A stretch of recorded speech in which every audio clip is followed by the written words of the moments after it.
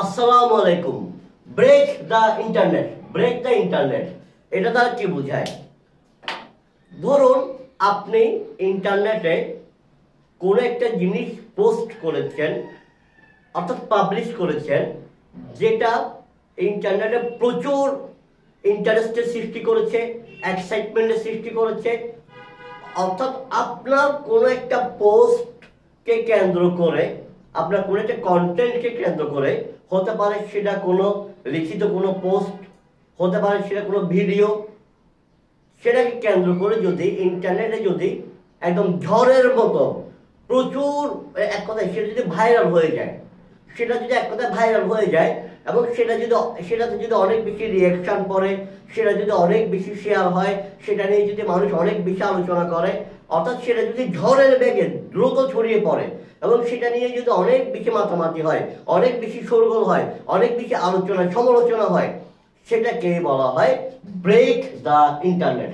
অর্থাৎ break the internet দ্বারা আপনি কোনো একটা কন্টেন্টকে বলতে পারেন, যে কন্টেন্টটা পাবলিশ করার কারণে ইন্টারনেটে, হতে পারে ফেসবুকে, হতে পারে টিকটকে, হতে পারে ইউটিউবে, অথবা অন্য যে কোনো মাধ্যমে, অথবা কোনো একটা সাইটে, অর্থাৎ যে কোনো মাধ্যমে আপনি কোনো একটা কিছু পোস্ট করার কারণে কিংবা পাবলিশ করার কারণে যদি প্রচুর পরিমাণে সেটা নিয়ে মাতামাতি হয়, সেটা ভাইরাল হয়ে যায়, সেটা অনেক বেশি রিয়াকশন ক্রিয়েট করে, সেটা নিয়ে অনেক বেশি মাতামাতি হয়, মানুষ অনেক বেশি শেয়ার করে, কমেন্ট করে, রিয়েক্ট করে, তাহলে সেটাই হচ্ছে ব্রেক দ্য ইন্টারনেট। যেমন অনেক সময় সেলিব্রিটিদের ব্যক্তিগত জীবনের অনেক তথ্য দেখা যায় যে যখন অনলাইনে আসে, যেমন কারো একটা ডিভোর্সের খবর আসলো, দেখা গেল যে এটা নিয়ে অনেক বেশি শোরগোল হচ্ছে, অনেক বেশি মাতামাতি হচ্ছে।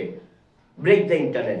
কেউ একজন আপনার কোন একটা নতুন সিনেমা, অর্থাৎ কোন একটা নতুন সিনেমা পাবলিশ হলো, ওই সিনেমা নিয়ে অনেক বেশি মাতামাতি হচ্ছে, ব্রেক দ্য ইন্টারনেট। অথবা কোনো স্কলারের কোনো একটা বক্তব্য প্রচুর ভাইরাল হয়ে গেল এবং সেটা নিয়ে অনেক বেশি আলোচনা সমালোচনা সৃষ্টি হচ্ছে, সেটাকে ঘিরে একদম ঝড়ের বেগে সেটা ছড়িয়ে পড়েছে, ব্রেক দ্য ইন্টারনেট।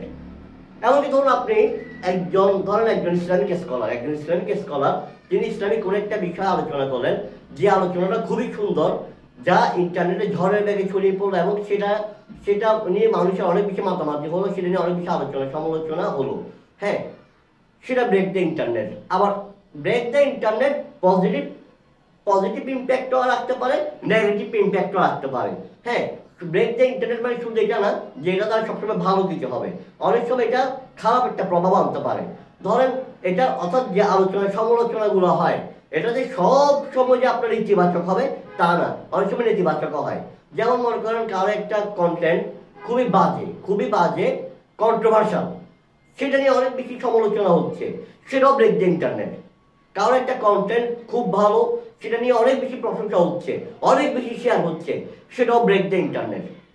এখন আপনাদের প্রতি অনুরোধ থাকবে, ব্রেক দ্য ইন্টারনেট এই ইডিয়মটা দিয়ে একটা সেন্টেন্স মেক করে সেটা কমেন্টে জানানো।